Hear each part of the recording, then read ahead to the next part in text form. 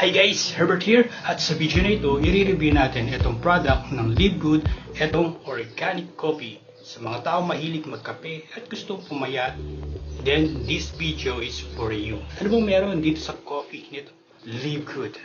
So itong organic coffee ay meron itong fiber for weight loss at meron nitong maca for mental clarity at meron din itong green tea for brain function. So napaganda nitong kape na to dahil ito ay USDA organic. Okay? So ipapakita ko itong laman nito. Ayan. So pagka binuksan mo siya, ayan, ito na yung kanyang laman. Okay? So powdered siya. So ang kagandahan dito, marami siyang ingredients. Like mga organic mushroom, okay, like Ganoderma.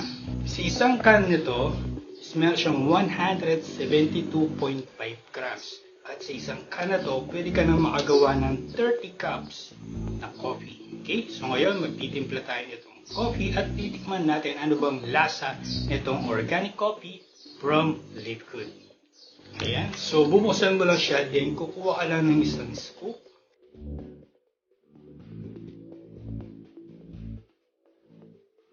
Ayan, so isang scoop, ilalagay ko lang dito sa isang cup na mainit na tubig. Ayan, kung mapapansin nyo, medyo brown yung coffee natin. Okay, so wala itong creamer. Dahil ang target na natin is for weight loss, diba? So alam naman natin yung creamer, so meron yung fats.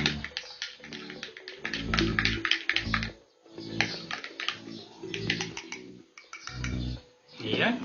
So ito na yung ating coffee. So pwede ka makapagtimpla ng hot or cold coffee. So it's up to you. Ayan. So medyo mapait siya. Dahil nga organic coffee. So parang lasa siyang Cafe Americano. Okay. Alam niyo na yung brand na yun, diba? So ganun yung lasa niya. Pero hindi naman siya sobrang pait. So tama lang yung kanyang pait na